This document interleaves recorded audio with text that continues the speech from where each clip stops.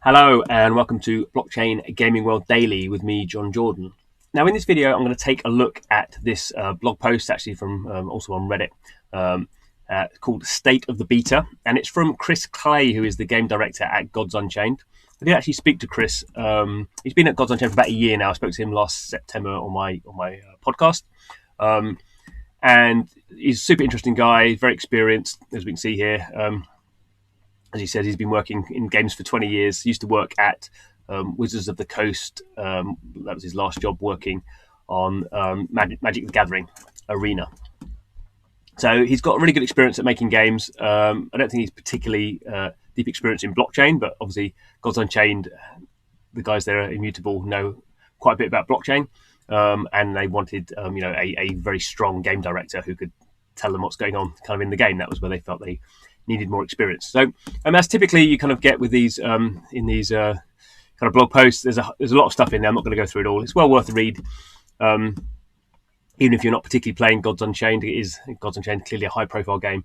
So it's kind of worth seeing what they're kind of dealing with. I mean, one of the interesting things here, one of the problems I've always had personally with Gods Unchained is that there's, I can't remember, something like 500, 600 cards. And as soon as you log in, how you build a deck with an enormous number of cards like that. So what they've done here is they've got this welcome set. So it's just 70 unique cards that just make it easier for kind of newbies like me to work out what on earth is going on. I would even suggest 70 cards is too much for me, but there we go. That might just be me. So there's various other things. They've got Immutable X, which is their tech marketplace. And also, I think it's actually their marketplace, Immutable X. But I think that's also built into how they're gonna.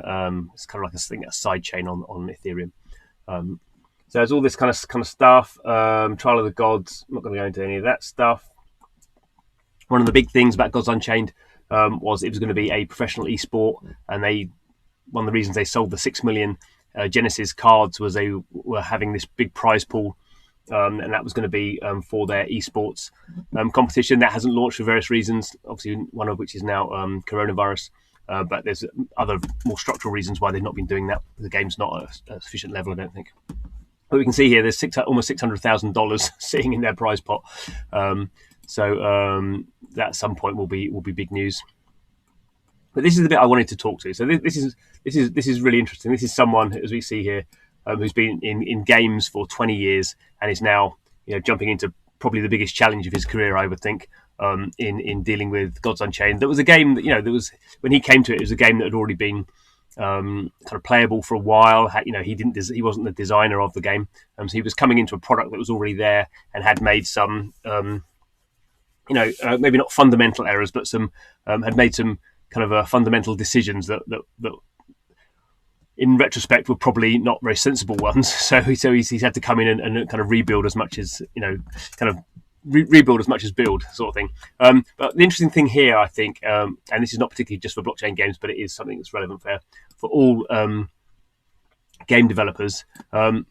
So this is one of the things he's talking about, having dealt with a community of gamers. The most engaged members of a community will eventually transition to the final stage of their love for the product. That is player versus developer. Now, this is beautifully put. This is the final stage of their love for the product. So this is the point at which they start to hate the developer. They love the product so much, they think they know more than the developer. And we've seen this. I've seen this a lot in free-to-play mobile games. Where you have particularly people who are spending a lot of money and in these big alliances and been playing for a number of years, and then you get these waves of community backlash about either some feature that's been added, some feature that's been taken away, a character that's been nerfed. It can be any number of things, but you always see it. I was always getting emails, or when I was in mobile, I was always getting emails from the community about the developer had done a terrible thing,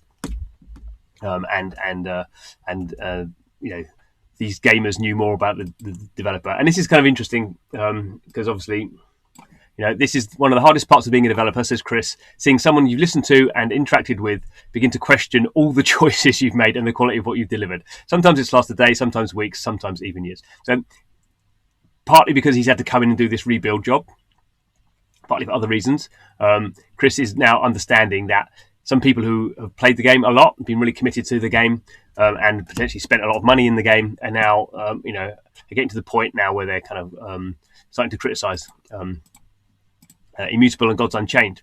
But he's what I think is it's very good. It's why I like this framing of what he's saying is, promises remain unkept, and this has led to justifiable frustration. So it's always the case that the developer is trying to make the best game they can, but that is incompatible with the full range of community. So as I pointed out in the early thing, early on, I'm a newbie player. The things that I need to make the game enjoyable for me are not the things that a player who's put 1,000 hours into it needs. And those two things can become incompatible, and that sometimes means that you can't do both of them. There are other things, particular things here. So these are particular features, promises around the Genesis card pack that was very successful. Etherbots was the first game that the developer then called Fuel Games. That was the first game they made, Etherbots, and there was this kind of thing. They basically shut down Etherbots to make Gods Unchained, and there was a redemption kind of a promise there.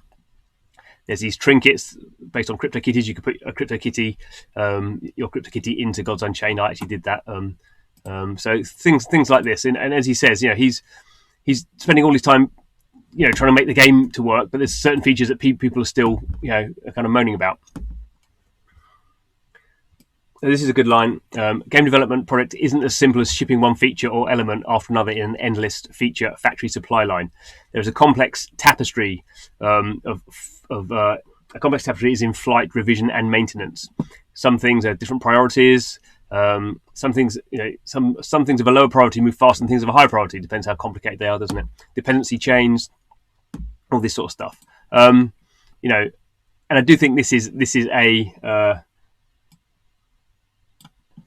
really good kind of summarization of how a developer feels.